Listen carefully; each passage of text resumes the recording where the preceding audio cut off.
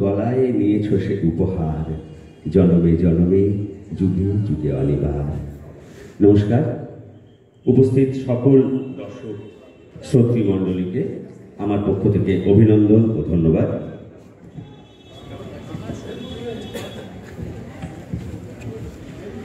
সকলকে আন্তরিক অভিনন্দন, শুভ নববর্ষের অভিনন্দন এবং সাংস্কৃতিক অভিনন্দন। সব মিলিয়ে আপনারা নিশ্চয়ই ভালো আছেন, ভালো থাকবেন এই আশা রেখেই আমরা শুরু করছি আজকের সান্ধ্যকালীন সাংগীতিক অনুষ্ঠান।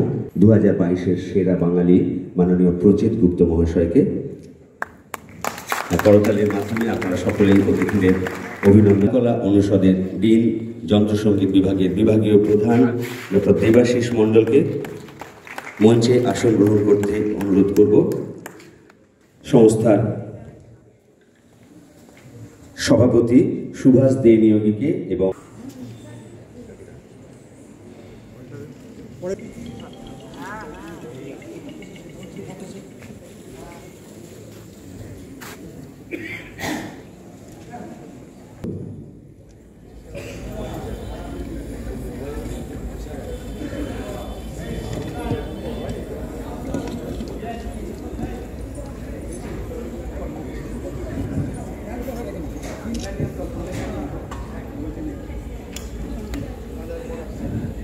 মাননীয় ক্রীড়া সাংবাদিক ও প্রাবন্ধিক মাননীয় রূপক সাহা এসে উপস্থিত হয়েছেন, তাকেও মঞ্চে আসন গ্রহণ করতে অনুরোধ করছি। মাননীয় রূপক সাহা, আপনাকেও মঞ্চে আসন গ্রহণ করতে অনুরোধ করছি।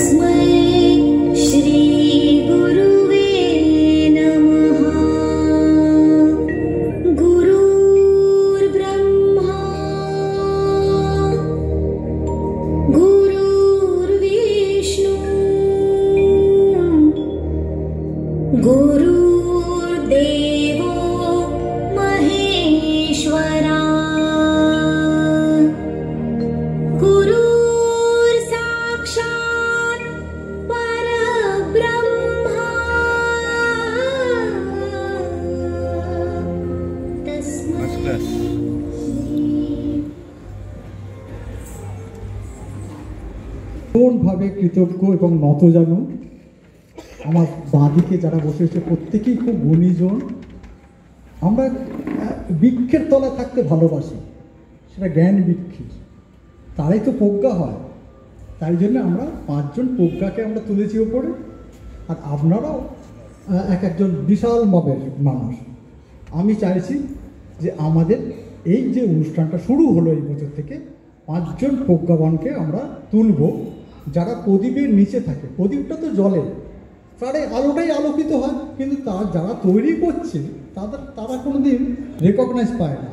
সেই জন্যে আমরা সেই মানুষদের আমরা খুঁজে পেতে বার করছি এবং এই বছর থেকে আমরা শুরু করছি।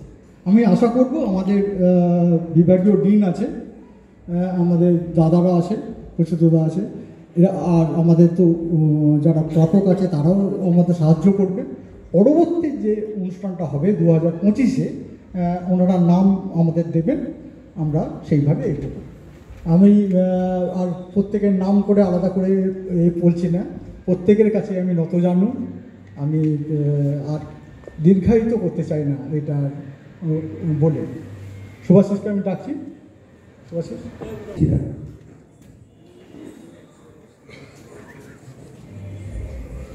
আজকের এই অনুষ্ঠানের শুভ উদ্বোধন করেন। প্রজ্ঞা স্মারক সম্মান এই অনুষ্ঠানে আমরা প্রদান করব জনাব কালাম মাহমুদ, বাংলাদেশ থেকে যিনি এসেছেন। একই সঙ্গে রয়েছেন আরও বিশিষ্ট অতিথিরা। করতালির মধ্য দিয়ে আমরা শুভ সূচনা করলাম আমাদের আজকের অনুষ্ঠানের।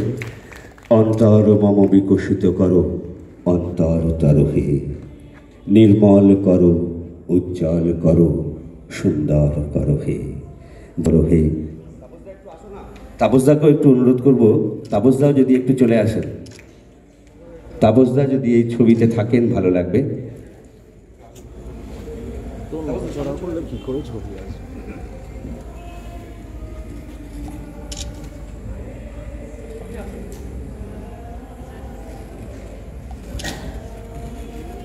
সবাইকে কি পাওয়া যাবে ছবিতে?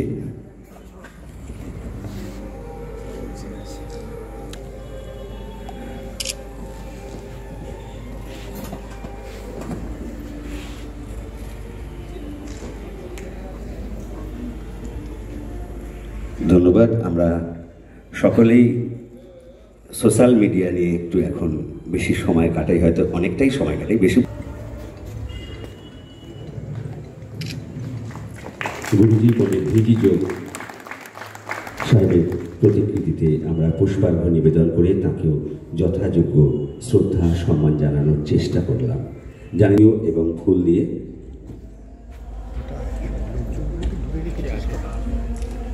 সংস্থার সভাপতি সুভাষ দিন এবং তাদেরকে উত্তরীয় পরিয়ে শ্রদ্ধা সম্মাননা জ্ঞাপন করছেন।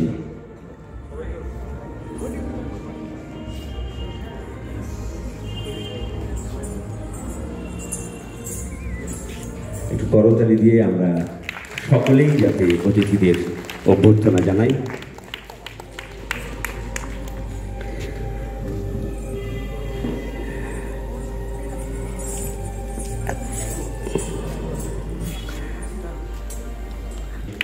সম্মাননা প্রদান করব বলে তারাও রয়েছেন মঞ্চে এবং অন্যান্য অতিথিরাও রয়েছেন।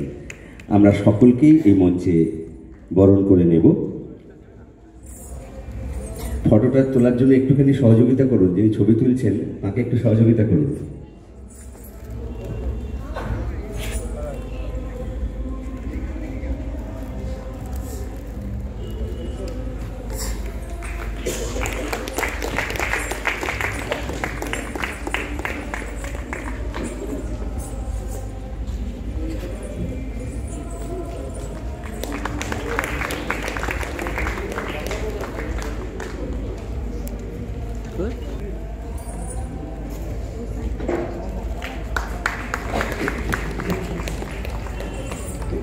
আমরা সংস্থার পক্ষ থেকে উত্তরীয় পড়িয়ে তাদেরকে সংস্থার উত্তরীয় পড়িয়ে সম্মাননা এবং অভিনন্দন জানাচ্ছি। আমরা করতালি আশা করব। আবারও একবার সংস্থার উত্তরীয় আমরা পড়িয়ে দিচ্ছি তাদেরকে।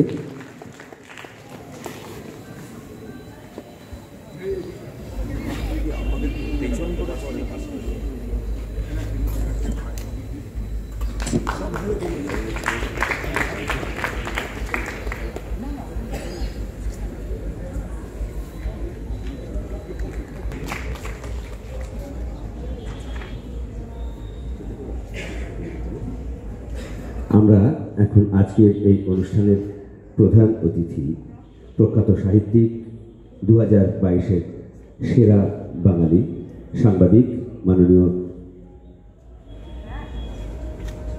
আচ্ছা, ওনার কথা অনুযায়ী আমরা একটু অনুষ্ঠানের পরিবর্তন করছি। আমরা চেয়েছিলাম ওনার কথা একটু শুনবো, কিন্তু উনি বলছেন পরে বলবেন। আমরা তাহলে প্রথমে এখন শুনে নেব রবীন্দ্রভারতী বিশ্ববিদ্যালয়ের চারুকলা অনুষদের ডিন, যন্ত্রসঙ্গীত বিভাগের বিভাগীয় প্রধান ডক্টর দেবাশিস মণ্ডলের কাছ থেকে তাঁর বক্তব্য। তাপস পাল সঙ্গীত একাডেমির সঙ্গে যারা যুক্ত হয়েছেন এবং আজকে যারা উপস্থিত আছেন তাদের সবাইকে আন্তরিক শ্রদ্ধা জানাচ্ছি। খুব গুরুত্বপূর্ণ দিন এবং একটি গুরুত্বপূর্ণ প্রতিষ্ঠান হয়ে উঠেছে এই তাপস পাল সঙ্গীত একাডেমি। এত অনেক বেশি ছেলে মেয়েদেরকে সঙ্গে নিয়ে তার শুরু করেছিল হয়তো কম সংখ্যক ছাত্রদের নিয়ে, আজকে অনেক বেশি ছাত্রদের নিয়ে একটা বড় প্রতিষ্ঠানে পরিণত হয়েছে। তো বিজিযোগের সুযোগ্য ছাত্র এবং বর্তমানে অধ্যাপক তাপস কুমার পাল রবীন্দ্রভারতী বিশ্ববিদ্যালয়ের একদিক দিয়ে ওখানে অধ্যাপনা করছেন, আবার বাইরের জগতে ছোট বড় বিভিন্ন ছেলে মেয়েদেরকে শেখানোর যে ব্রত গ্রহণ করেছে সেই ব্রতের সাফল্য আমরা দেখতে পাচ্ছি। আমরা আশা করব তার এগিয়ে যাওয়া সার্থকতা অবলম্বন করবে।